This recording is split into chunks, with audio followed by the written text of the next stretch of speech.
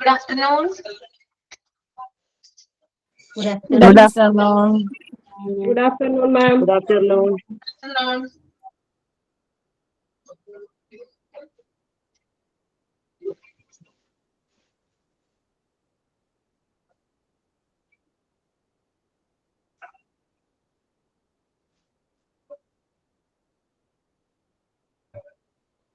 Okay, എല്ലാവർക്കും good afternoon.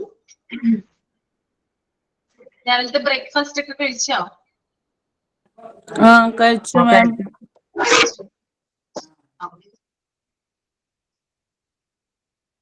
മഴയുണ്ടോ? ചെറുതായിട്ട് മഴയുണ്ട്.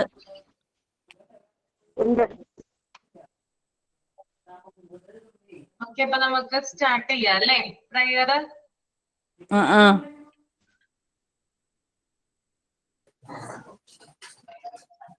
പ്രയർ ഞാനാണ് മാം.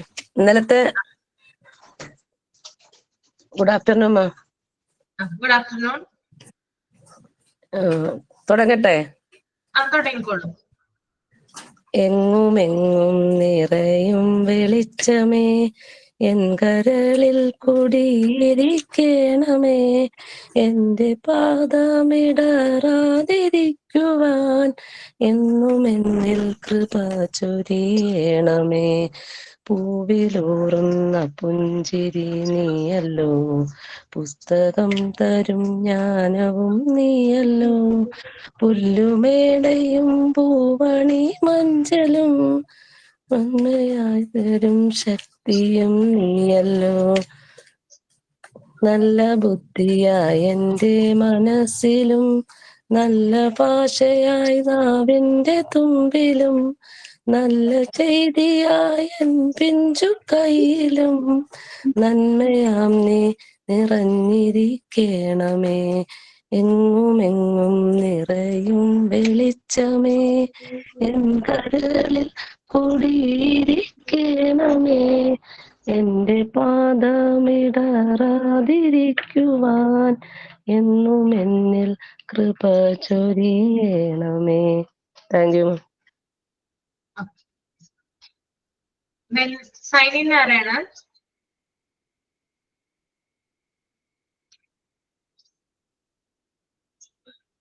ഞാനാണ് മിസ്. ജിഷ. ഞാനൊരു കഥയാണ് പറയാൻ പോണത്. Once there was a girl who has a bird that loves to sing. The bird usually sit on a window and sing beautifully. But the girl was a bit rude and didn't like her bird to sing. One day the girl was sleeping and the bird started to sing. The girl got disturbed and tied the bird's beak so it won't sing again. The next day when the girl was awake, her mouth was not spitting a single word. She has in pain and can't breathe properly. The whole day she was awake situation, and at night she suddenly sat and saw the bird. Realizing that the bird might be suffering from the same situation, she then opened her mouth and set the bird free. In just a few seconds, the girl's mouth became back to normal. Moral: don't do or say anything that you can't bear yourself. Thank you, miss. Okay. Then thought of the day.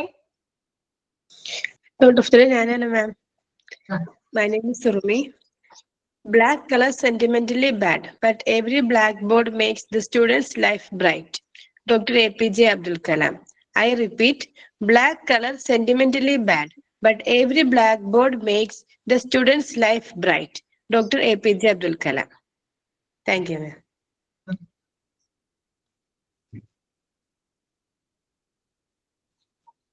Action song എന്തെങ്കിലും ആരെങ്കിലും prepare ചെയ്ത് വന്നിട്ടുണ്ടോ?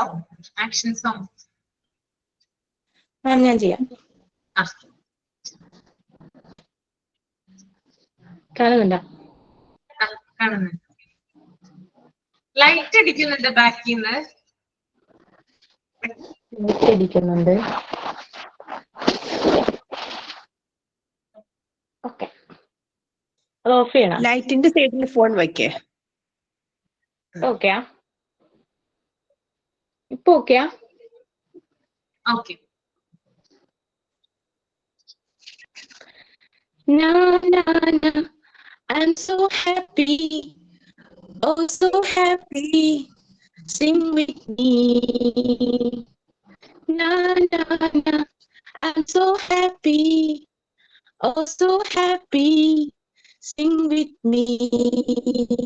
Clap, clap, clap your hands, stomp, stomp, stomp your feet, swing, swing, swing your arms, dance, dance everybody and sing with me, dance everybody and sing with me. Na na na, I'm so happy, oh so happy, sing with me. Na na na, I'm so happy, oh so happy, sing with me. Jump, jump, jump around, touch the sky and touch the ground. Shake, shake, shake your hips. I know a song and it goes like this. Na, na, na, I'm so happy, oh so happy, sing with me. Na, na, na, I'm so happy, oh so happy, sing with me. Clap, clap, clap your hands. Stomp, stomp your feet. Swing, swing, swing your arms. Dance with me, dance everybody and sing with me. Dance everybody and sing with me. Na na na, I'm so happy, oh so happy. Sing with me, sing with me. Thank you, ma'am. നന്നായിട്ടുണ്ട് കേട്ടോ.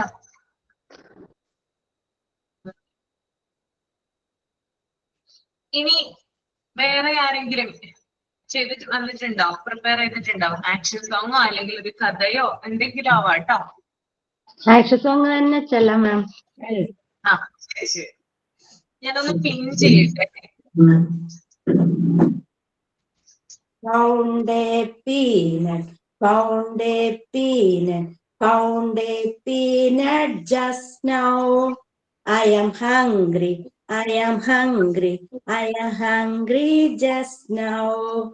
I am eating, I am eating, I am eating just now. I am old, call the doctor. Stomach aching, stomach aching, stomach aching, stomach aching just now.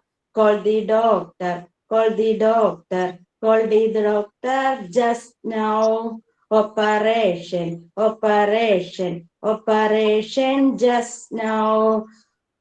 I am all right, I am all right, I am all right just now. Thank you, doctor, thank you, doctor. Thank you,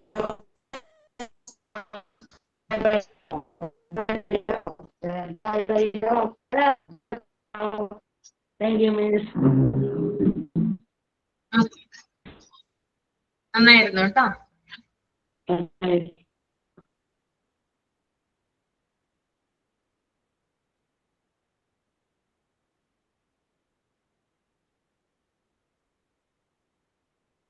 okay, ഇനി ആരെങ്കിലും ഉണ്ടോ? വേറെ ആരെങ്കിലും ഉണ്ടോ ചെയ്യാനായിട്ട്? Miss ഞാൻ ഇടയില് കളിക്കാം. എന്താണ്? മിസ് ക്ലാസ് എടുത്തിട്ട് ബോറടിക്കുമ്പോ ഞാൻ ആക്ഷൻ സോങ് പറയാം.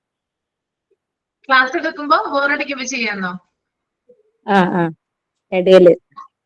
ഇടയില് ചെയ്യാന്ന്. അപ്പൊ ബോറടിക്കുന്നുണ്ട് ക്ലാസ്? ഇല്ല, കുറച്ച് ബോറടിക്കുമ്പോ.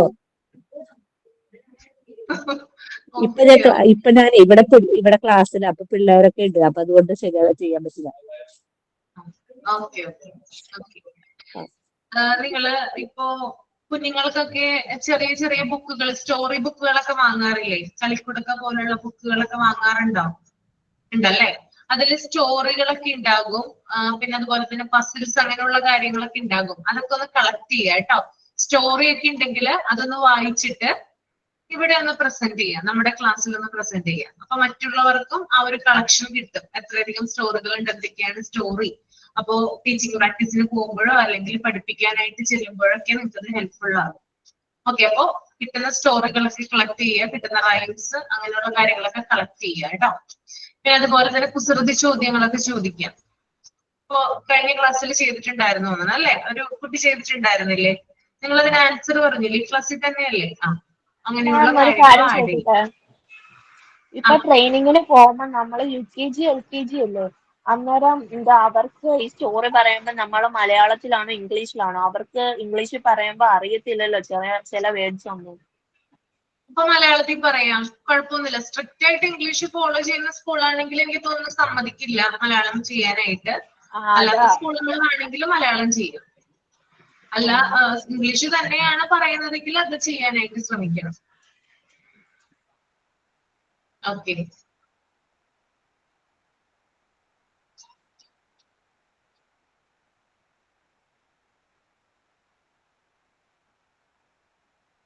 അപ്പൊ കഴിഞ്ഞ ക്ലാസ്സിൽ നമ്മളെ ടെറ്റനസിനെ കുറിച്ച് പറഞ്ഞായിരുന്നോ? പറഞ്ഞായിരുന്നു. പിന്നെ പോളിയോയുടെ ഡീറ്റെയിൽസ് നോക്കി വരാനും കുത്തിവയ്പ്പുകളെ കുറിച്ച് പറയണമെന്ന് പറഞ്ഞായിരുന്നു. കുത്തിവയ്പ്പുകളെ കുറിച്ച് ഡീറ്റെയിൽസ് നോക്കി വരാൻ പറഞ്ഞിട്ടുണ്ടായിരുന്നു അല്ലേ? ഒരു മിനിറ്റ് കേട്ടോ.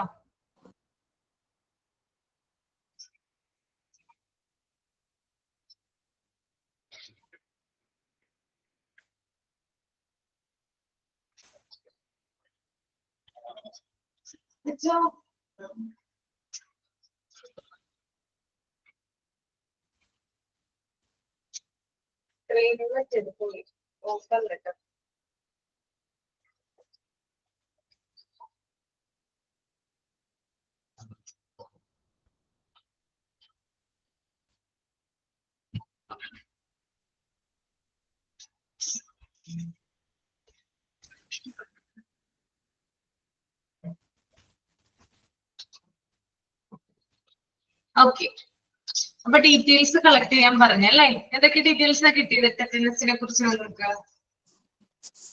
ടെറ്റനസ് അല്ല, കുട്ടികൾക്ക് വെക്കുന്ന കുത്തിവെപ്പിനെ കുറിച്ചിട്ടുള്ള ഡീറ്റെയിൽസ്. ഞാൻ എന്റെ മോളെ പോളിയോ കാർഡ് എടുത്തു വെച്ചു.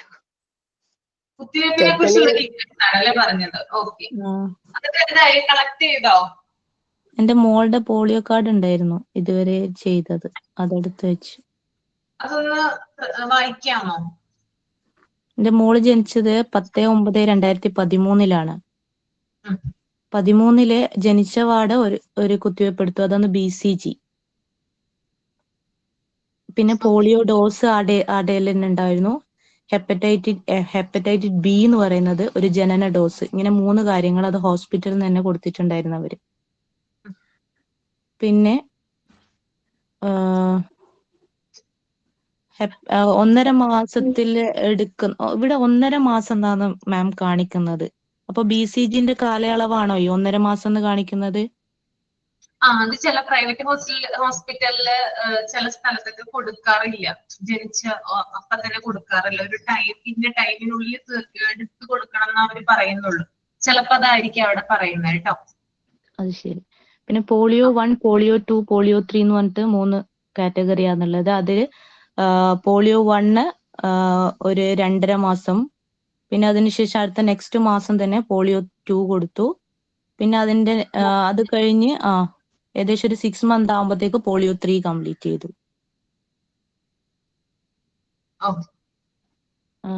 പിന്നെ APV പെൻഡ 2, APV 2 ഇങ്ങനെ 3 കാണുന്നുണ്ട് മാം. പിന്നെ 1.5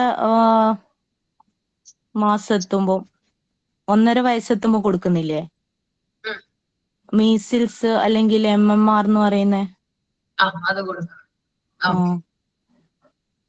പിന്നെ 16 to 24 മന്ത്സിന്റെ 16 to 24 മന്ത്സിൽ വരുന്ന ജപ്പാൻ ജ്വരം എന്ന് പറയുന്ന ഒരു സംഭവത്തിന്റെ. പിന്നത് 5 വയസ്സിൻ്റെത് DPT ബൂസ്റ്റർ എന്ന് പറഞ്ഞിട്ടുള്ള സംഭവം, പിന്നെ 10 വയസ്സിന്റെ TT ബൂസ്റ്റർ അതുവരെ കൊടുത്തിട്ടുണ്ട്. ഇപ്പൊ 11 വയസ്സാണ്. Okay okay. ഇതിന്റെ ഇടയില് വൈറ്റമിൻസ് 6 months കൂടുമ്പോൾ വൈറ്റമിൻ സിറപ്പ് ഉണ്ടേ മാം. വൈറ്റമിൻ എ കൊടുക്കാറുണ്ട്. 6 മാസം കൂടുമ്പോൾ വൈറ്റമിന്റെ സിറപ്പ് വൈറ്റമിൻ എ കൊടുക്കാറുണ്ട് അല്ലെ? വൈറ്റമിൻ എ എല്ലാവരും കൊടുക്കുന്നത് ശ്രദ്ധിക്കാറുണ്ടോ? എല്ലാവരും കൊടുക്കാറുണ്ടോ കുഞ്ഞുങ്ങൾക്ക്? കൊടുക്കും. വൈറ്റമിൻ എ കൊടുക്കണോട്ടോ, ഇമ്പോർട്ടന്റ് ആണ്. ചിലര് മറന്നു പോകും അത്. കണ്ണിന് ഏറ്റവും കൂടുതൽ ഇമ്പോർട്ടൻസ് ഉള്ള, അല്ലെങ്കിൽ നമ്മുടെ കാഴ്ചയുമായി ബന്ധപ്പെട്ട് കുട്ടികൾക്ക് ഏറ്റവും കൂടുതൽ പ്രധാനപ്പെട്ടിട്ടുള്ള ഒരു വൈറ്റമിൻ ആണ് വൈറ്റമിൻ എ എന്ന് പറയുന്നത്. അത് കൊടുത്ത് അല്ലെങ്കിൽ എന്താ പറയാ, അതിന്റെ എന്താ പറയാ ഡെഫിഷ്യൻസി മൂലം കുറേയധികം പ്രശ്നങ്ങൾ ഉണ്ടാവാറുണ്ട്. കണ്ണിന് കാഴ്ചക്കുറവ് അല്ലെങ്കിൽ കണ്ണിന്റെ അലർജി അങ്ങനെയുള്ള കാര്യങ്ങളൊക്കെ സംഭവിക്കാറുണ്ട്. പ്രത്യേകിച്ചും കുട്ടികൾ ഇപ്പം മൊബൈൽ സ്ക്രീനിന് മുന്നിലാണ് ഏറ്റവും കൂടുതൽ ഇരിക്കുന്നത് അല്ലെ? അപ്പൊ കാഴ്ചക്ക് പലയധികം പ്രശ്നങ്ങൾ ഉണ്ടാവാം. കണ്ണ് ഡ്രൈ ആവാനുള്ള ചാൻസ് ഒക്കെ കൂടുതലാണ്. അപ്പോ വൈറ്റമിൻ എ കൃത്യമായിട്ടും 6 മാസം കൂടുമ്പോൾ കൊടുക്കാനായിട്ട് ശ്രദ്ധിക്കുക കേട്ടോ, കുഞ്ഞുങ്ങളുള്ളവരാണെങ്കിൽ. ഓക്കെ. അപ്പൊ ടെറ്റനസിനെ കുറിച്ച് കൂടുതൽ ഡീറ്റെയിൽസ് ഞാൻ കഴിഞ്ഞ ക്ലാസ്സിൽ പറഞ്ഞിട്ടുണ്ടായിരുന്നോ? ബാക്ടീരിയ അടുത്ത ക്ലാസ്സിൽ എടുക്കാന്നാ പറഞ്ഞത്. ബാക്ടീരിയ രോഗാണുവാണെന്നും പറഞ്ഞു. ക്ലോസ്ട്രിഡിയം ടെറ്റനി എന്ന ബാക്ടീരിയ ആണ് ഈ ഒരു രോഗം ഉണ്ടാക്കുന്നത്. മണ്ണിൽ ഉണ്ടാകുന്ന രോഗാണുവാണ് കേട്ടോ ഈ ഒരു ബാക്ടീരിയ. മണ്ണിലാണ് ഉണ്ടാകുന്നത്. അതുകൊണ്ട് തന്നെ കുട്ടികളൊക്കെ മണ്ണിൽ കളിക്കുമ്പോൾ, ഇപ്പോ കുട്ടികളുടെ കാലിൽ എന്തെങ്കിലുമൊക്കെ മുറിവുകൾ ഉണ്ടാവുകയാണെങ്കിൽ അതിലൂടെ അല്ലെങ്കിൽ ഈ മുറിവിലൂടെ മണ്ണിൽ നിന്ന് ഈ രോഗാണു ഉള്ളിലേക്ക് പ്രവേശിക്കും. ഓക്കെ. നമുക്കറിയാലോ, കുഞ്ഞുങ്ങളൊക്കെ ചിലപ്പോൾ ചെരുപ്പൊക്കെ ഇടാതെ ആയിരിക്കും മണ്ണിലൊക്കെ ഓടിക്കളിക്കുന്നത് അല്ലെ? അപ്പൊ കുഞ്ഞുങ്ങളുടെ കാലുമ്മല്, അതിപ്പോ കുഞ്ഞുങ്ങൾ തന്നെ ആകണമെന്നില്ല, വലിയവരാകാം, മുറിവുകൾ ഉണ്ടെങ്കിൽ ആ മുറിവിലൂടെ എന്ത് ചെയ്യും, ഈ രോഗാണു ഉള്ളിൽ പ്രവേശിക്കും. അപ്പൊ ചിലപ്പോ നമുക്ക് അറിയാൻ സാധിക്കില്ല രോഗാണു അകത്ത് കടന്നു എന്നല്ലേ? രോഗലക്ഷണങ്ങളൊക്കെ കാണിച്ചതിന് ശേഷമാണ് നമ്മൾക്ക് അറിയുന്നത് ഇത് ടെറ്റനസ് ആണെന്ന്. പിന്നെ ഇതിന്റെ ചില സിംറ്റംസ് പറയാം. ഇതിന്റെ പ്രധാനപ്പെട്ട സിംറ്റംസ് എന്ന് പറയുന്നത് മാംസപേശികൾ വലിഞ്ഞു മുറുകി ചലിക്കാൻ പറ്റാതെ വരാം. പ്രത്യേകിച്ചും മുഖത്തെ, നമ്മുടെ ഈ ഫേസ് ഉണ്ടല്ലോ, ഈ ഫേസ്, അതായത് ഈ മുഖത്തെ മാംസപേശികൾ അല്ലെങ്കിൽ മസിൽസ് ഒക്കെ വലിഞ്ഞു മുറുകിയിട്ട് ടൈറ്റ് ആകും. അതുകൊണ്ട് തന്നെയാണ് ഈ രോഗത്തെ ലോക്ക് ജോ എന്ന് പറയുന്നത് കേട്ടോ. ഓക്കെ, മനസ്സിലായോ പറഞ്ഞത്? ലോക്ക് ജോ എന്ന പേര് വരാൻ കാരണം എന്താണ്? ഫേസിലെ, പ്രത്യേകിച്ച് മുഖത്തെ മാംസപേശികൾ വലിഞ്ഞു മുറുകി ടൈറ്റ് ആകുന്നു. ഓക്കെ. പിന്നെ അതുപോലെ തന്നെ എന്താ പറയാ, ഇതിന്റെ മറ്റൊരു പ്രത്യേകതയാണ് ശ്വാസം എടുക്കുന്നതിന് ബുദ്ധിമുട്ട് അനുഭവപ്പെടാം. പിന്നെ അതുപോലെ തന്നെ ബ്രീത്തിങ് ഡിഫിക്കൽറ്റി ഉണ്ടാകാം, ശ്വാസകോശം ടൈറ്റ് ആകാം, ലങ്സ് ടൈറ്റ് ആവാനുള്ള സാധ്യതകളും കൂടുതലാണ്. അപ്പോ പ്രധാനപ്പെട്ട സിംറ്റം എന്ന് പറയുന്നത് മുഖത്തെ മാംസപേശികൾ വലിഞ്ഞു മുറുകി ടൈറ്റ് ആകുക എന്നാണ്. പിന്നെ അതുപോലെ തന്നെ ഗർഭിണികളില് എത്ര പ്രാവശ്യം TT എടുക്കാറുണ്ട്? നിങ്ങൾക്ക് അറിയാൻ പറ്റുമല്ലോ. ഗർഭിണികൾ 2 തവണ 2 തവണ എടുക്കാറുണ്ട് അല്ലേ? 3 അല്ലേ? 2 തവണ കേട്ടോ. 2 തവണയാണ് എടുക്കുന്നത്. എന്തിനാണ് ഈ ഒരു പ്രഗ്നൻസി സ്റ്റേജില് ഈ ഒരു TT എടുക്കുന്നത്? എന്തിനാണ്? ഈ ടെറ്റനസുമായിട്ട് ബന്ധപ്പെട്ട സംഭവം തന്നെ ആയിരിക്കൂലേ മാം അത്? അതെ, ടെറ്റനസുമായി ബന്ധപ്പെട്ടതാണ്. മുറിവൊക്കെ വരുമ്പോ അതിന് നവജാത ശിശുക്കളിൽ ഉണ്ടാകാതിരിക്കാൻ വേണ്ടിയിട്ടാണ് കേട്ടോ. ന്യൂ ബോൺ ബേബീസ് ഇല്ലേ, അവർക്ക് ഉണ്ടാകാതിരിക്കാനായിട്ടാണ് ഇത് പ്രഗ്നൻസി സമയത്ത് എടുക്കുന്നത്. 2 പ്രാവശ്യം TT എടുക്കുന്നത്. പിന്നെ അതുപോലെ തന്നെ നമുക്കറിയാം, ഈ എന്താ പറയാ, ഇപ്പൊ മൃഗങ്ങളൊക്കെ കടിക്കുവാണെങ്കിൽ, ഫോർ എക്സാമ്പിൾ പട്ടി കടിക്കുവാണെങ്കിലോ പൂച്ച കടിക്കുവാണെങ്കിലോ നമ്മൾ ഉടനെ പോയിട്ട് എന്തെടുക്കാറുണ്ട്? ഹോസ്പിറ്റലിൽ ചെന്നിട്ട് TT എടുക്കാറുണ്ട്. എന്തുകൊണ്ടാണ്? അതായത് ഈ പട്ടിയും പൂച്ചയൊക്കെ നടക്കുന്നത് മണ്ണിലാണ്. അപ്പൊ അവരുടെ നഖത്തിന്റെ ഇടയിലായിട്ടൊക്കെ എന്താണ്, ഇപ്പൊ പട്ടിയോ പൂച്ചയൊക്കെ മാന്തുവാണെങ്കിൽ ഉടനെ പോയി നമ്മൾ എന്ത് ചെയ്യും, തീറ്റി എടുക്കും. അപ്പൊ ഇവരുടെ നഖത്തിന്റെ ഇടയില് ഈ രോഗാണു പറ്റിപ്പിടിച്ചിരിക്കുന്നുണ്ടാകും. ഓക്കെ, അപ്പോ ഇവരുടെ എന്താ പറയാ, ഇവര് സ്വാഭാവികമായിട്ട് മാന്തുമ്പോൾ ആ ഒരു അതിലൂടെ മുറിവുണ്ടാവുകയും അവരുടെ നഖത്തിനിടയിലുള്ള ആ രോഗാണു ഉള്ളിലേക്ക് പ്രവേശിക്കുകയും ചെയ്യും. അതുകൊണ്ടാണ് നമ്മൾ ഉടനെ ചെന്ന് എന്ത് എടുക്കുന്നത്, തീറ്റി എടുക്കുന്നത്. മനസ്സിലായോ പറഞ്ഞത്? മാം TNT മാത്രമല്ലല്ലോ വേറെന്തൊക്കെയോ ഇഞ്ചെക്ഷൻസ് വരുന്നില്ലേ? വേറെ ഇൻജക്ഷൻസ് എടുക്കും. അതൊക്കെ ഇത് കൂടുതലാണെങ്കിലാണ്, സിവിയറിറ്റി അനുസരിച്ചിട്ടാണ്. ചിലപ്പോ കടിക്കൊക്കെ ഭയങ്കര മുറിവുകൾ, ആഴത്തിലുള്ള മുറിവുകളൊക്കെ ഏൽപ്പിച്ചു കഴിഞ്ഞാല് മുറിവിൽ നിന്ന് ബ്ലഡ് വന്നാല് മുറിവിൽ നിന്ന് ബ്ലഡ് വന്നാല് മുറിവിൽ നിന്ന് ബ്ലഡ് വരികയാണെങ്കിലോ ആഴത്തിലുള്ള മുറിവാണെങ്കിലോ ഒക്കെ അതിനനുസരിച്ച് വ്യത്യാസം വരാം. ഞാൻ പേവിഷബാധ ഉണ്ടാകാതിരിക്കാൻ മുറിവ് വന്നാല് നമ്മള് പൂച്ച കടിച്ചാലും പട്ടി കളിച്ചാലും വാക്സിൻ എടുക്കണം. 4 പ്രാവശ്യം എടുക്കണം മാസത്തിൽ. എനിക്ക് എടുത്തിട്ടുണ്ട്, അതുകൊണ്ടാ. അതറിയാം. ഇപ്പൊ നമ്മള് കുറച്ചു നാൾ മുമ്പാണ് അത് എടുത്തിട്ടുള്ളതെങ്കിൽ അതിനകത്ത് അവരെന്തെങ്കിലും റിഡക്ഷൻ ചെയ്യും അല്ലെ. ഫുൾ കോഴ്സ് ചിലപ്പോൾ എടുക്കേണ്ട ആവശ്യം ഉണ്ടാവില്ല. 1-2 പ്രാവശ്യമായിട്ട് ചിലപ്പോൾ എടുത്താലും മതിയാകും. ഇടയ്ക്കിടയ്ക്ക് ഇങ്ങനെ ഉണ്ടാവുകയാണെങ്കിൽ, തുടരെ പട്ടിയോ പൂച്ചയോ മാന്തുവാണെങ്കിലും അങ്ങനെയുള്ള സംഭവങ്ങളൊക്കെ ഉണ്ടായിരുവാണെങ്കിൽ 1 വർഷം മുമ്പോ അല്ലെങ്കിൽ 6 മാസം മുമ്പോ ഒക്കെ ചെയ്തിട്ടുണ്ടെങ്കിൽ ഫുൾ കോഴ്സ് നമ്മൾ എടുക്കേണ്ട ആവശ്യമില്ല.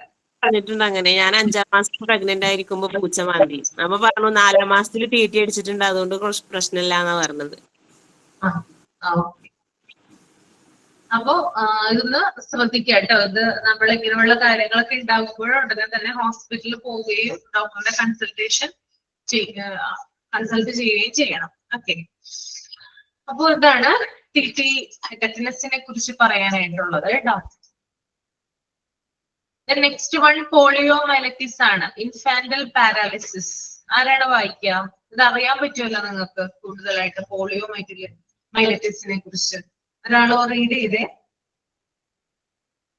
മാം, ടെറ്റനസ് ഇല്ലേ, അത് മൃഗങ്ങളുടെ ചാണകത്തിൽ നിന്നും രോഗാണു വരുത്തില്ലേ? വരുന്നുണ്ട്.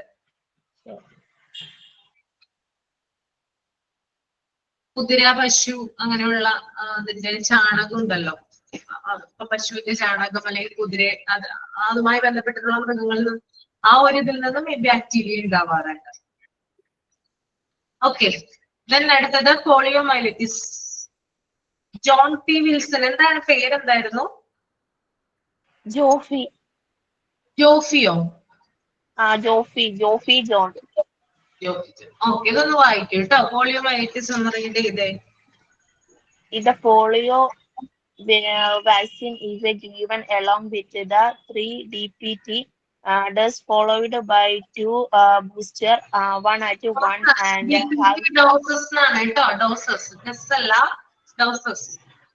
doses followed by 2 boosters, 1 at 1.5 years and the second at 4.5 years. എന്താ പറയുന്നത് അതിനകത്ത്? The polio vaccine, polio എടുത്തു കഴിഞ്ഞിട്ടുള്ളത് given along with the 3 മൂന്നാമത്തെ DPT dose followed by 2 booster. രണ്ടാമത്തെ ആണോ? എങ്ങനെയാണ്? വായിക്കാമോ? സറുമി വായിച്ചോളൂ. The polio vaccine is given along with the 3 DPT doses followed by 2 boosters. നമ്മൾ ആദ്യം പറഞ്ഞിരുന്നു ഡിഫ്തീരിയയും പെർട്ടസിസിന്റെ ഒക്കെ പറഞ്ഞപ്പോ DPT ഷോട്ട് എടുക്കാനും പറഞ്ഞിരുന്നു. അതിനെ ഫോളോ ചെയ്തിട്ടാണ് ബാക്കി 2 ബൂസ്റ്റേഴ്സ് ഇതിനെടുക്കുന്നത് പോളിയോയ്ക്ക് വേണ്ടിയിട്ട്.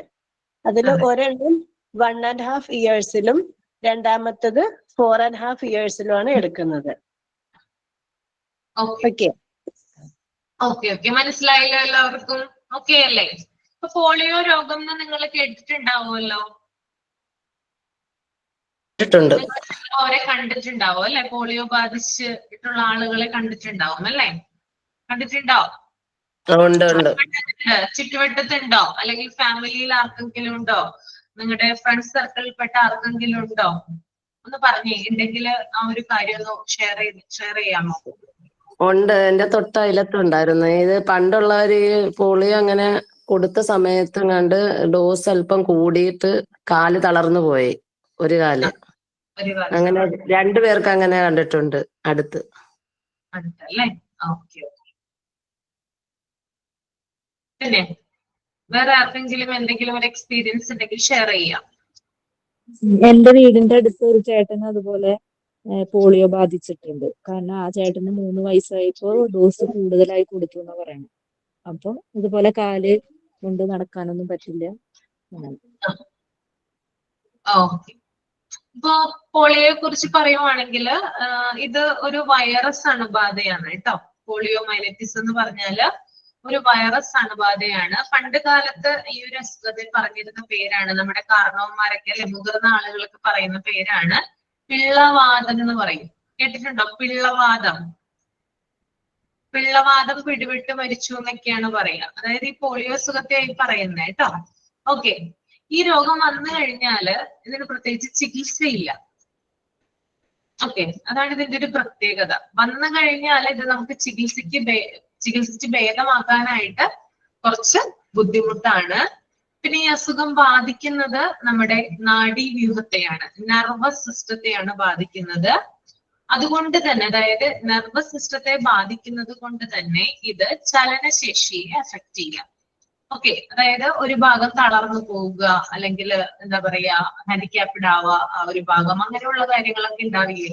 നിങ്ങൾ കണ്ടല്ലോ, ഇപ്പൊ നമുക്കറിയാം, ഇപ്പൊ കാലിന് ചലനശേഷിയില്ല, ഒരു കാല് ചലിപ്പിക്കാൻ പറ്റില്ല, അല്ലെങ്കിൽ ഒരു കൈ ചലിപ്പിക്കാൻ പറ്റില്ല, അല്ലെങ്കിൽ തളർന്നു കിടക്കുന്ന അവസ്ഥ. ഇതൊക്കെയാണ് ഈ അസുഖം വന്നു കഴിഞ്ഞാൽ ഉണ്ടാവുന്ന എഫക്റ്റുകൾ എന്ന് പറയുന്നത്. ഓക്കെ. പിന്നെ ചിലവർ അത് വെച്ചിട്ട് തന്നെ ജോലിയൊക്കെ എടുക്കാറുണ്ട് കേട്ടോ. അസുഖം ബാധിച്ച് നമ്മൾ ചില ആളുകളെ കാണാറുണ്ട്. അപ്പൊ നമ്മൾ അവരോട് ചോദിക്കാം, നിങ്ങൾക്ക് എന്ത് പറ്റിയതാണ് ഇങ്ങനെ ആവാനായിട്ട് കാരണം എന്ന് പറയുമ്പോൾ അവര് പറയും, എനിക്ക് പോളിയോ പിടിപെട്ടതാണെന്ന് പറയും. അതുകൊണ്ട് തന്നെ ജീവിക്കുന്ന ധാരാളം ആളുകൾ നമ്മുടെ ഇടയിലുണ്ട്.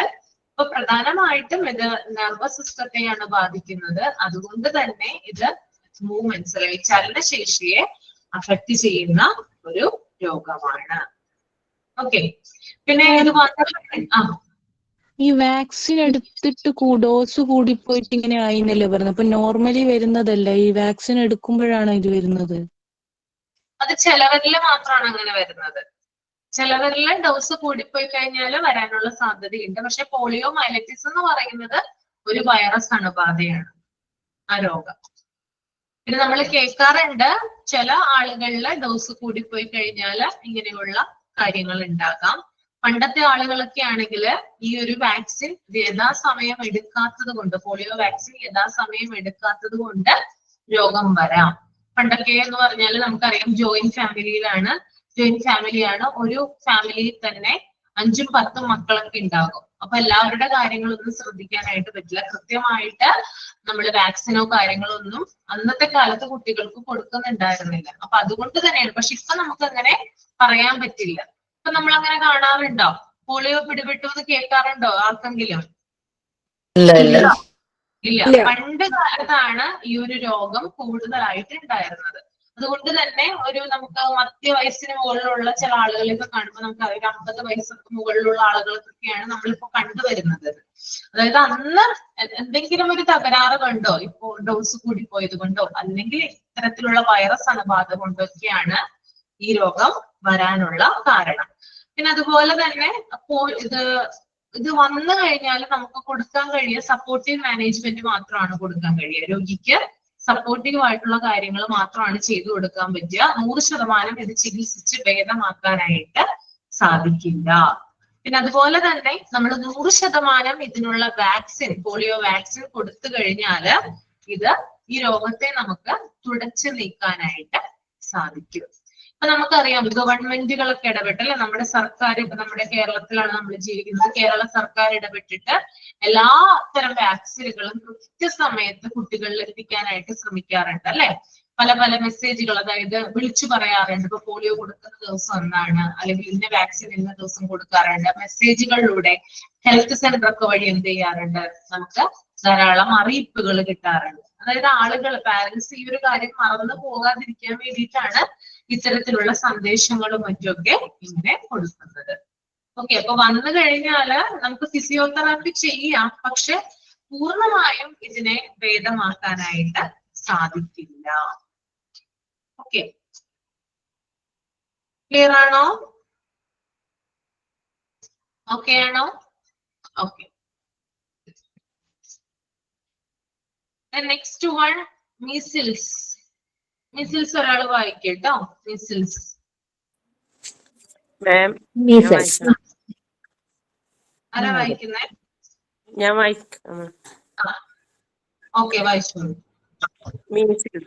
The baby is immunized against measles between the age of 9 and 12 months and a booster in the form of MMR vaccine at 15 to 18 months. Should there be an epidemic of measles in the area, or should a family member get measles before the baby has been immunized? The doctor usually immunizes the baby to protect it from catching it or keep the case from becoming a bad one if the baby before had it. Measles എന്നാൽ അഞ്ചാം പനിയാണോ? അഞ്ചാം പനിയാണ്. The baby നമ്മള് അഞ്ചാം പനിക്ക് എതിരെ പ്രതിരോധ കുത്തിവെപ്പുകൾ കൊടുക്കുന്നത് 9 മാസത്തിന്റെയും 12 മാസത്തിന്റെ ഇടയിലാണ്. അതിന്റെ ബൂസ്റ്റർ ഡോസ് MMR വാക്സിന് 15 മാസത്തിന്റെയും 18 മാസത്തിന്റെ ഇടയിലാണ് കൊടുക്കുക. Should there be an epidemic of measles in the area? കൂടുതലായിട്ട് പകരുന്ന ഭാഗത്തും ഇത് കൊടുക്കാറുണ്ട് എന്നാണോ? എന്താണ്? ഒരു പ്രദേശത്ത് അഞ്ചാം പനിയുടെ ഇത് ഉണ്ടെങ്കിൽ ആ ഒരു ഏരിയയിൽ അത് ഉണ്ടെങ്കിൽ കൊടുക്കാറുണ്ടെന്നാണ് ഡോക്ടർ നിർദ്ദേശിക്കാറുണ്ടെന്നാണ് അവിടെ ഉദ്ദേശിക്കുന്നത് കേട്ടോ. Or should a family member get measles before the baby has been immunized? ഒരു ഫാമിലി മെമ്പറിന് അല്ലെങ്കിൽ രോഗമുണ്ട്, ഈ കുട്ടിക്ക് കുത്തിവെപ്പ് കൊടുക്കുന്നതിന് മുൻപ് തന്നെ ഈ ഫാമിലിയിൽ ആർക്കെങ്കിലും ഉണ്ട്. Doctor usually immunise the baby to protect it from catching it or keep the case from becoming a bad. അപ്പോൾ കുട്ടിക്ക് ഉണ്ടാവാതിരിക്കാൻ വേണ്ടിയിട്ട് കൊടുക്കാനും പറയും, അല്ലെങ്കിൽ ഇത് കൂടുതലായിട്ട് വഷളാകാതിരിക്കാൻ വേണ്ടിയിട്ട് സഹായിക്കും ഈ കുത്തിവെപ്പ് എടുക്കുന്നത് എന്നാണോ പറയുന്നത്? അതായത് മീസിൽസ് എന്ന് പറയുന്നത് അഞ്ചാം പനിയാണ്. കേട്ടിട്ടുണ്ടോ നിങ്ങൾ അഞ്ചാം പനിയെ കുറിച്ച്? വന്നിട്ടുണ്ട്.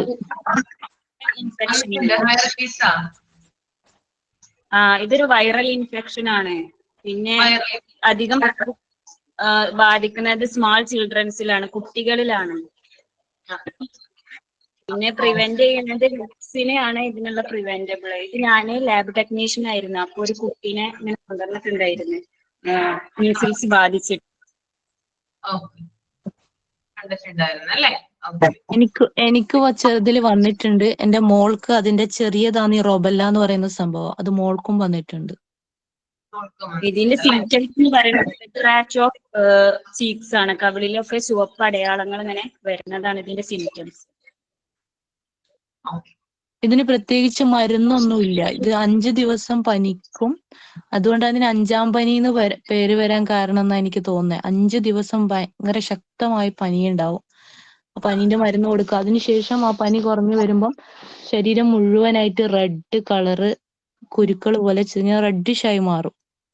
റൊബല്ല എന്ന് പറയുന്നത് കുട്ടികളിൽ വരുന്നതിന്റെ പേരാണെന്നാണ് എനിക്ക് തോന്നിയത്. ഇത് വായിച്ചില്ല. എന്റെ മോൾക്ക് വന്നേരം ഡോക്ടർ പറഞ്ഞത് ഇത് കുട്ടികളിൽ വരുമ്പോ റൊബല്ല എന്നാണ് പറയാ. ഇത് കുറച്ചും കൂടി കാഠിന്യം കുറവായിരിക്കും. ഇവിടെ മീസിൽസിനെ പറ്റി പറയുന്നത് കുഞ്ഞിന് 9 മുതൽ 12 മാസം വരെ പ്രായത്തില് അഞ്ചാം പനി പ്രതിരോധ കുത്തിവയ്പ് നൽകാറുണ്ട്. 9 മുതൽ 12 മാസം വരെയുള്ള പ്രായത്തില് അഞ്ചാം പനി പ്രതിരോധ കുത്തിവയ്പ്പും അതുപോലെ 15-18 മാസങ്ങളിൽ MMR വാക്സിൻ രൂപത്തിൽ ഒരു ബൂസ്റ്ററും നൽകുന്നു. MMR എന്ന് പറഞ്ഞാൽ നിങ്ങൾക്ക് അറിയാലോ, മീസിൽസ്, മംസ്, റുബല്ല.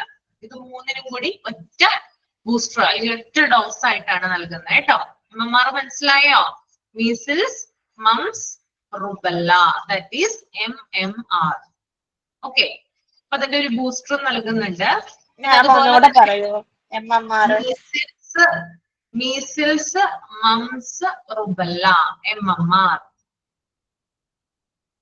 അപ്പം ഈ 3 രോഗങ്ങൾക്കും കൂടി ഒരൊറ്റ ഇതായിട്ടാണ് കൊടുക്കുന്നത്. അതുകൊണ്ടാണ് MMR ബൂസ്റ്റർ കൊടുക്കുന്നത് പറയുന്നത് കേട്ടോ.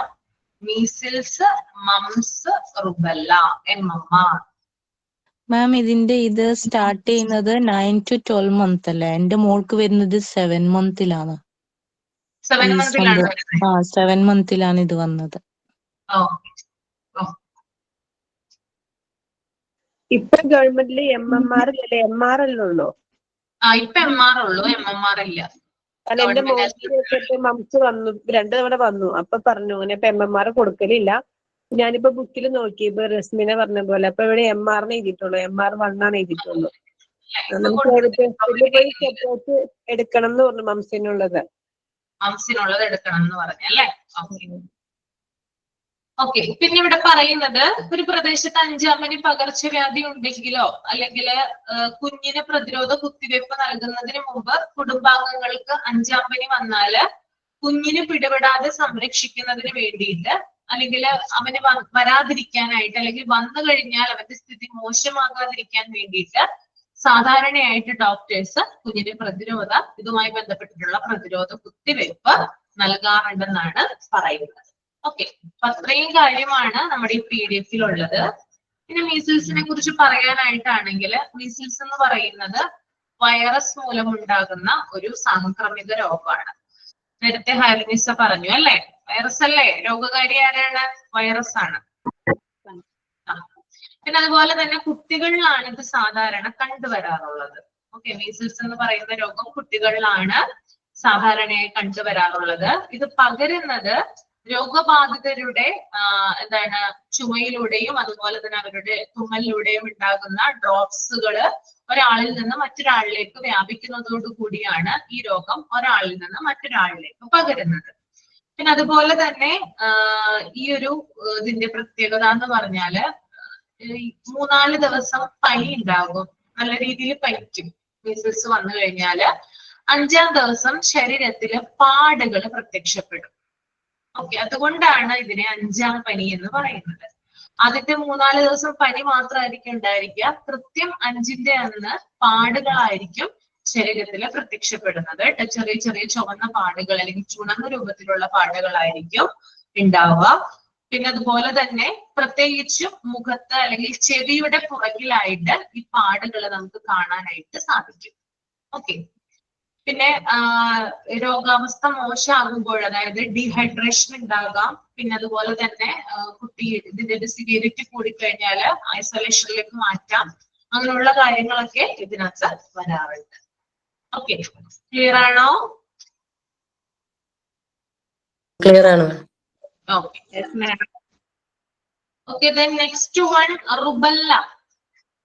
റുബല്ല അഥവാ ജർമ്മൻ മീസിൽസ്. ഓക്കെ. ഒരാൾ റീഡ് ചെയ്യട്ടെ. റുബല്ല ഞാൻ വായിക്കട്ടെ. Rubella, German measles.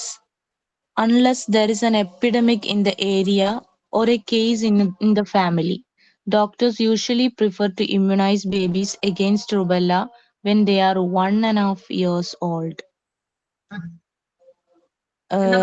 ഇങ്ങനെ പടർന്നു പിടിക്കുന്ന സ്ഥലങ്ങളില് ഈ റുബല്ല എന്ന് പറയുന്ന സംഭവം പടർന്നു പിടിക്കുന്ന ഏരിയ അല്ലെങ്കിൽ the case in the family, ഏതെങ്കിലും ഒരു ഫാമിലിയിൽ അങ്ങനത്തെ ഒരു കേസ് റിപ്പോർട്ട് ചെയ്താല് ഡോക്ടർ യൂഷ്വലി പറയുന്നത് ബേബീസിനെ ഇമ്മ്യൂണൈസ് ചെയ്യുക, ഈ റുബല്ലയ്ക്കെതിരായിട്ട് ഇമ്മ്യൂണൈസ് ചെയ്യുക. അത് 1.5 years ഓൾഡ് ആയ കുട്ടികളില്, 1.5 വയസ്സായ കുട്ടികളില്.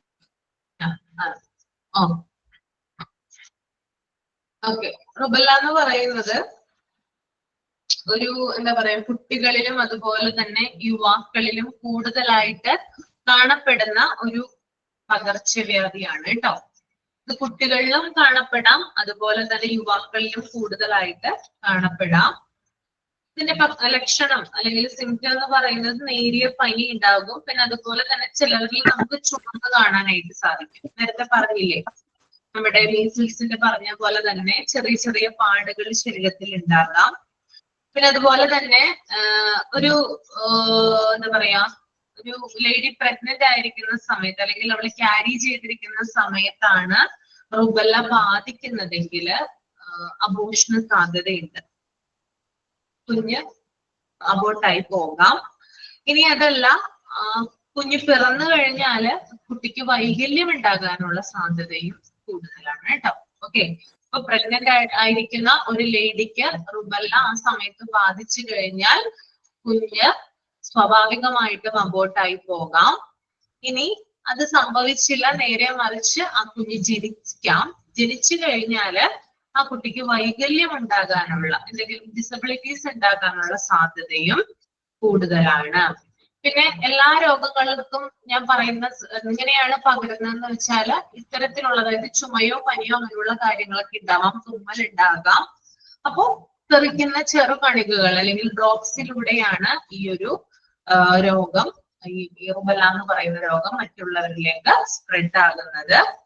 പിന്നെ അതുപോലെ തന്നെ കുട്ടികൾക്ക് ഈ രോഗം വന്നു കഴിഞ്ഞാല് ഞാൻ പറഞ്ഞു പലതരത്തിലുള്ള വൈകല്യങ്ങൾ ഉണ്ടാകാം. അത് ജനിക്കുന്ന കുട്ടികൾക്കാണെങ്കിലും ഇനി ഇത് പിടിപെടുന്ന കുട്ടികൾക്കാണെങ്കിലും പ്രത്യേകിച്ച് ഉള്ള പ്രശ്നങ്ങൾ എന്ന് പറഞ്ഞാല് കേൾവിക്ക് തകരാറുണ്ടാകാം, അതുപോലെ തന്നെ കണ്ണിന് എന്തെങ്കിലും പ്രശ്നങ്ങൾ ഉണ്ടാകാം, അതുപോലെ ഹാർട്ട് ഡിസീസ്, ഹൃദയ വൈകല്യങ്ങൾ എന്തെങ്കിലും ഉണ്ടാവാം, ഓട്ടിസം ബാധിക്കാം, ഡയബറ്റീസ് മെലിറ്റസ് വരാം, തൈറോയ്ഡ് ഇഷ്യൂ വരാം.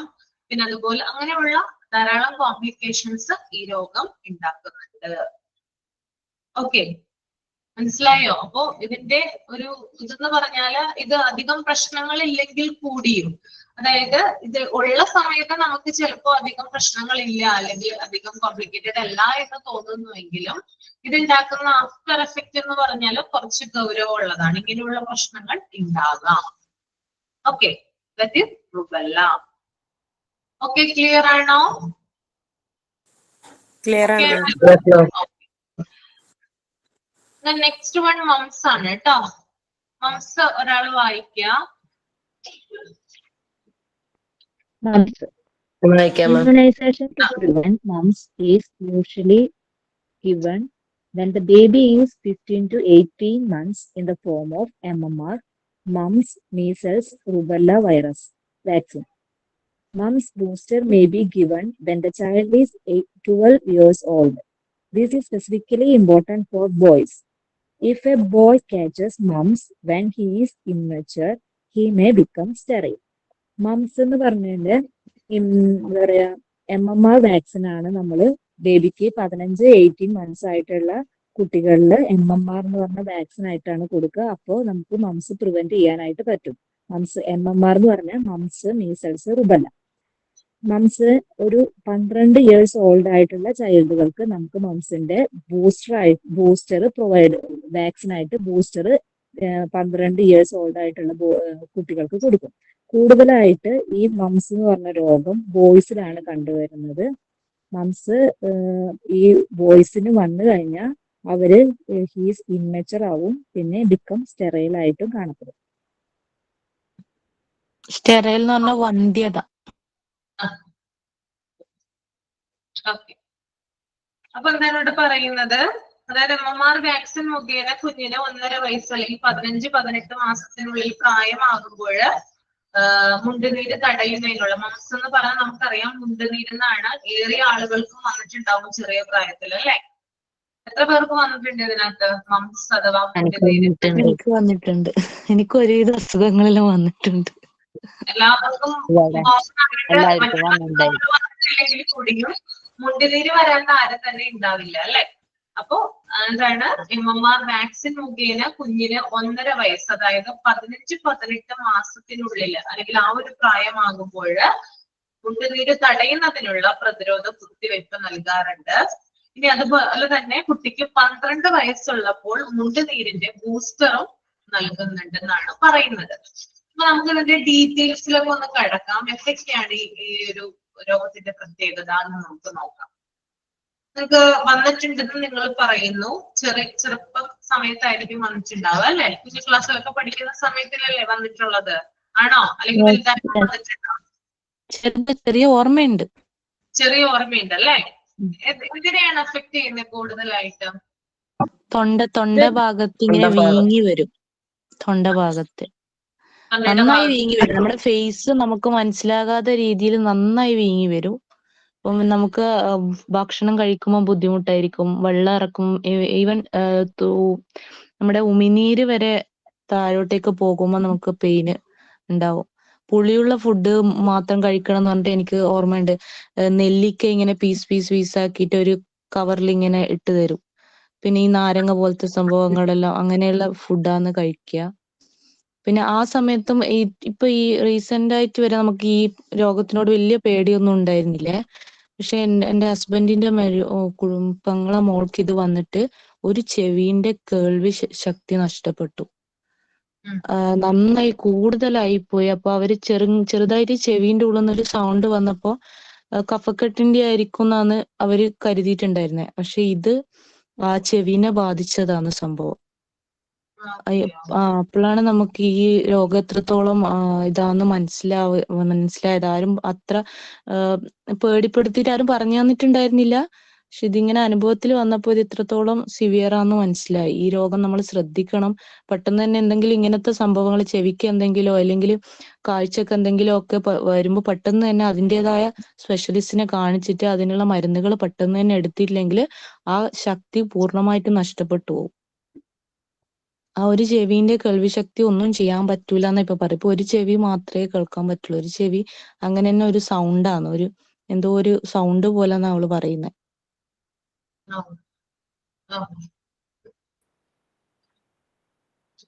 മിസ്സേ ഒരു സംശയം, മുണ്ടിനീര് എന്ന് പറയുന്നത് ഈ മംസാണോ? മുണ്ടിനീര് എന്ന് പറഞ്ഞ അസുഖം മുണ്ടുനീര് എന്ന് പറയുന്ന അസുഖം മംസാണോ? മംസാണ് മുണ്ടുനീര്. അതല്ലേ, ഓക്കെ. ഇതൊരു വൈറൽ ഇൻഫെക്ഷൻ തന്നെയല്ല? എന്താണ്? ഇതൊരു വൈറൽ ഇൻഫെക്ഷൻ അല്ലേ? വൈറൽ ഇൻഫെക്ഷൻ പറയട്ടെ, കൂടുതലായിട്ട് പറഞ്ഞു തരാം, ശ്രദ്ധിച്ച് കേൾക്കുക. മംസ് എന്ന് പറയുന്നത് ഒരു വൈറൽ ഇൻഫെക്ഷൻ ആണ്. മംസ് വൈറസ് എന്നാ പറയുന്നത് കേട്ടോ. കവിളിന്റെ സമീപത്തുള്ള കരോട്ടിഡ് ഗ്ലാൻഡ് എന്ന പേരായ ഉമിനീർ ഗ്രന്ഥികളെ ബാധിക്കുന്ന ഒരു രോഗമാണ്. നേരത്തെ റസ്മിന പറഞ്ഞു കവിള് വീങ്ങി വരുന്നു അല്ലെ, തൊണ്ടയുടെ ഭാഗത്ത് ഭയങ്കരമായിട്ട് വീർപ്പുണ്ടാകുന്നു, അങ്ങനെയല്ലേ പറഞ്ഞത്? ആണോ? അതെന്തുകൊണ്ടാ അങ്ങനെ പറയുന്നേ? അതായത് നമ്മുടെ കവിളിന്റെ സമീപത്തായിട്ട് പരോട്ടിഡ് ഗ്ലാൻഡ് ഉണ്ട്, അതായത് പരോട്ടിഡ് ഗ്രന്ഥി എന്ന് പറയും. ഈ ഒരു പരോട്ടിഡ് ഗ്രന്ഥി എന്ന് പറയുന്നത് ഉമിനീർ ഗ്രന്ഥികളാണ്. നമ്മുടെ ശരീരത്തിൽ ഉമിനീർ ഉത്പാദിപ്പിക്കുന്ന ഗ്രന്ഥികളാണത് പരോട്ടിഡ് ഗ്ലാൻഡ് എന്ന് പറയുന്നത്. ഇതിനെ ബാധിക്കുന്ന ഈ ഒരു ഉമിനീർ ഗ്രന്ഥികളെ കൂടുതലായിട്ട് ബാധിക്കുന്ന ഒരു രോഗമാണത് മുണ്ടുനീര് അഥവാ മംസ് എന്ന് പറയുന്നത്. ഓക്കെ, ഇതിനെയാണ് ബാധിക്കുന്നതെന്ന് ക്ലിയർ ആയോ? എന്തുകൊണ്ടാണ് ആ ഭാഗം വീങ്ങി വരുന്നതെന്ന് മനസ്സിലായോ? അതെ, സലൈവറി. ഓക്കെ, ഉമിനീർ ഗ്രന്ഥികളാണ് കേട്ടോ. ഓക്കെ, പിന്നെ അതുപോലെ തന്നെ ഏപ്രിൽ മെയ് മാസങ്ങളിലാണ് ഈ രോഗം കൂടുതലായിട്ട് കേരളത്തിൽ കണ്ടുവരുന്നത്. വേനൽക്കാലത്താണ്.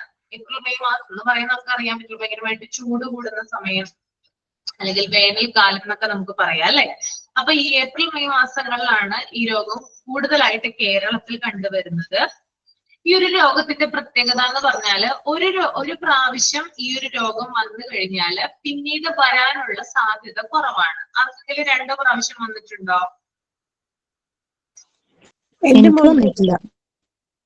വന്നിട്ടുണ്ടോ? 2 പ്രാവശ്യം വന്നിട്ടുണ്ടോ? ഒരു തവണ പല്ലുവേദനയാണോ എന്ന് സംശയം നമുക്ക് തോന്നിയിരുന്നു, കാരണം നല്ല നീരുണ്ടായിരുന്നു. രണ്ടാമത്തെ നമുക്ക് കണ്ട വിഷമവും തോന്നും, മുഖം കണ്ടതിന് 5 വയസ്സുള്ള മോനിക്ക്. പിന്നെ നമുക്ക് ചിരി വരും കണ്ടതിനാണ്. അത്ഭുതദ്വീപ് ഫിലിമിലെ ജഗതി ഉണ്ടല്ലോ, രാജാവായിട്ടുള്ള ജഗതി, അതുപോലെ തോന്നും. ഇങ്ങനെ കവളൊക്കെ വീർത്തിരുന്നിട്ട് കാണുമ്പോ നമുക്ക് ചിരി വരും, പക്ഷെ പാവം തോന്നുകയും ചെയ്യും. റയർ ആയിട്ടുള്ള കേസുകളിൽ 2 പ്രാവശ്യം വരാം, അല്ലാതെ ഇത് 1 പ്രാവശ്യം വന്നു കഴിഞ്ഞാല് പിന്നീട് വരാനുള്ള സാധ്യത കുറവാണ്.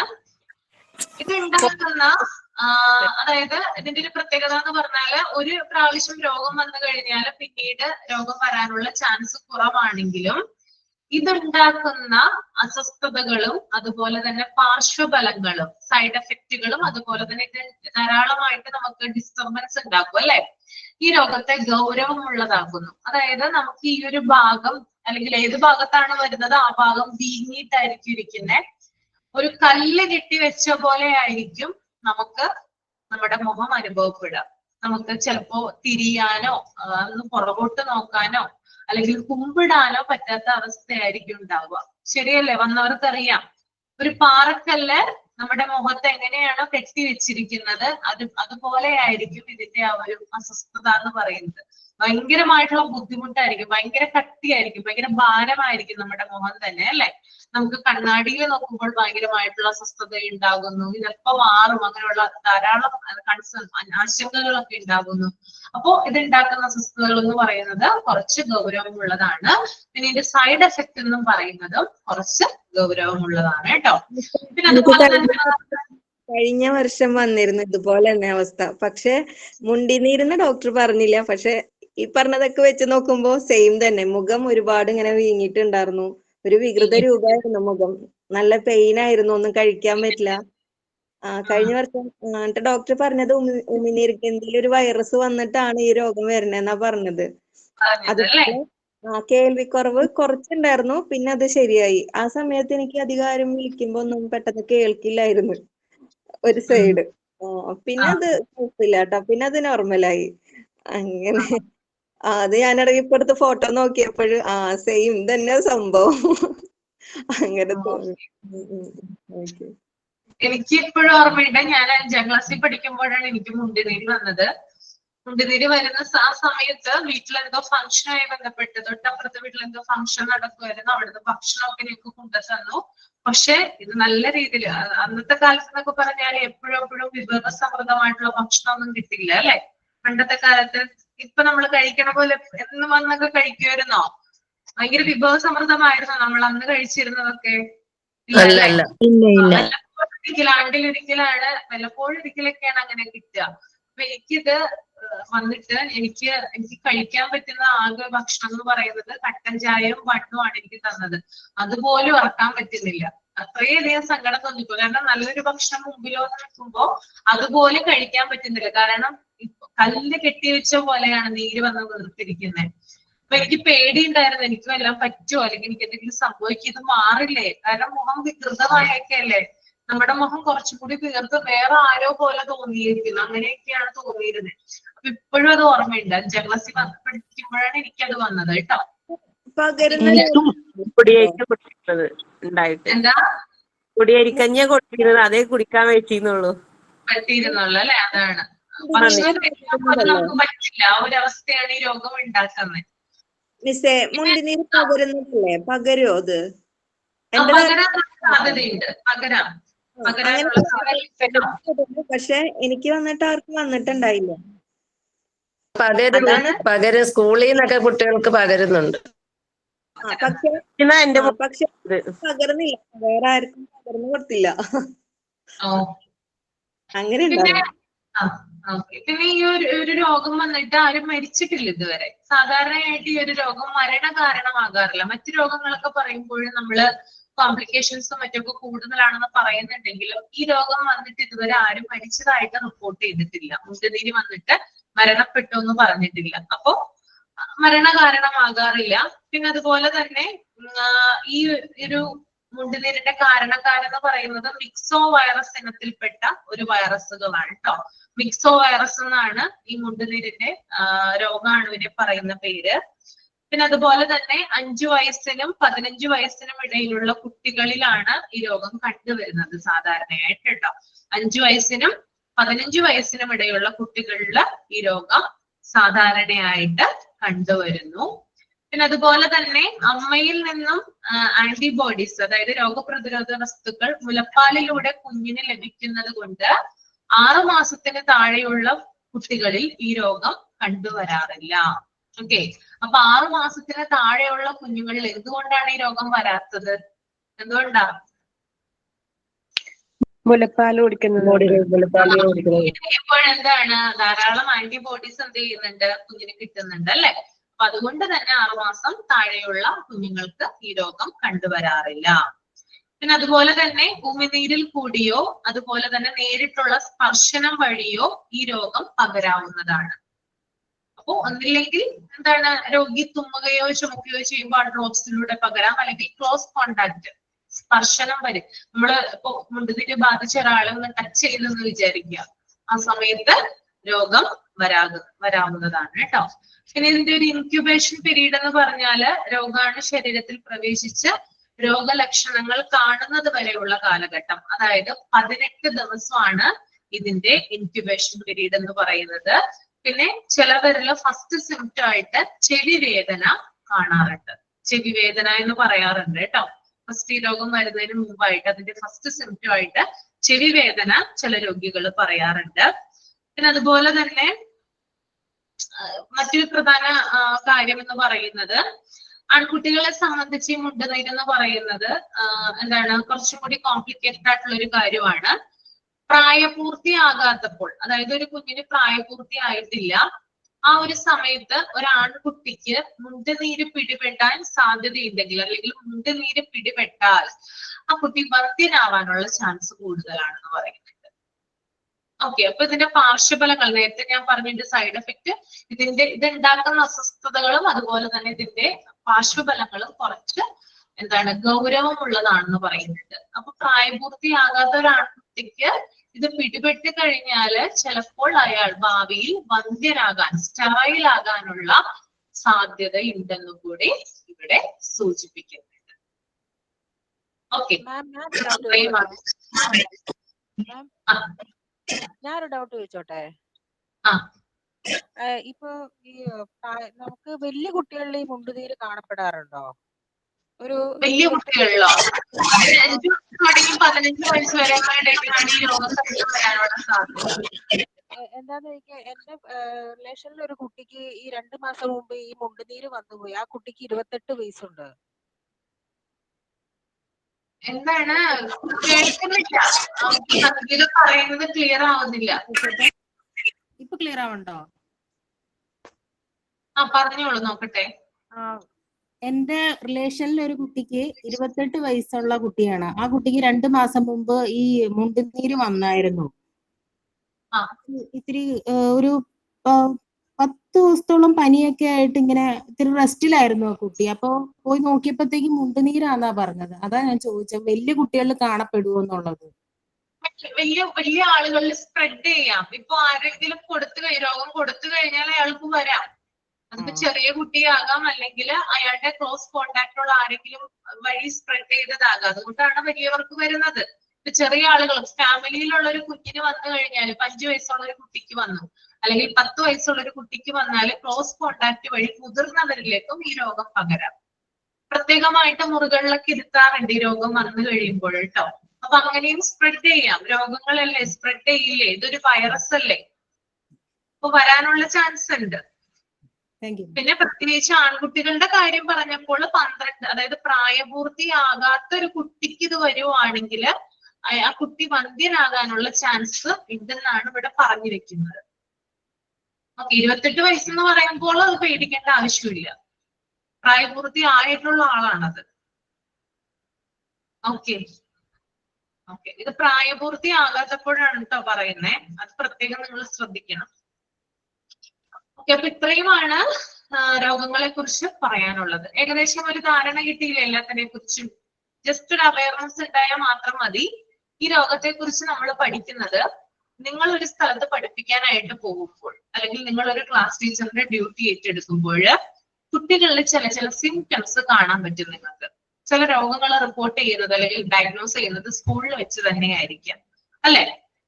കൂടുതൽ നേരവും സ്കൂളിലാണ് കുട്ടികൾ സമയം സ്പെൻഡ് ചെയ്യുന്നത്, അല്ലെ? അപ്പൊ എന്തെങ്കിലും ഒരു കാരണവശാല് നിങ്ങൾക്കത് കണ്ടുപിടിക്കാൻ കഴിഞ്ഞാൽ ഉടനെ തന്നെ കുട്ടിയെ ട്രീറ്റ്മെന്റ് വിധേയനാക്കാനും, അതുപോലെ രോഗം എന്താണെന്ന് അറിയാൻ കഴിഞ്ഞാൽ അത് പാരന്റ്സിനെ അറിയിക്കാനും സാധിക്കണം. അപ്പൊ ഒരു ജനറൽ അവയർനെസ് കിട്ടാൻ വേണ്ടിയിട്ടാണ് ഈ കുട്ടികളിൽ ഉണ്ടാകുന്ന ഇത്രയും രോഗങ്ങളെ കുറിച്ച് പറഞ്ഞു തന്നത്. ഓക്കെ, എന്റെ താഴെ കൊടുത്തിട്ടുണ്ട് അത് കേട്ടോ, അത് നമുക്ക് നെക്സ്റ്റ് ക്ലാസ്സിൽ വായിക്കാം. ഓക്കെ, അപ്പൊ സൈൻ ഔട്ട് ആരാണ് ചെയ്യുന്നത്? വേഗം ചെയ്തോളൂ കേട്ടോ. മാം ഞാനാണ്, ഒരു പാട്ടാണ് ചെയ്തോളൂ. കുഞ്ഞേ കുഞ്ഞേ ഉണരൂ നീ, കുഞ്ഞി കണ്ണു തുറക്കൂലേ, നേരം പുലരും നേരത്ത് നീ മട്ടുകിടന്നാലോ.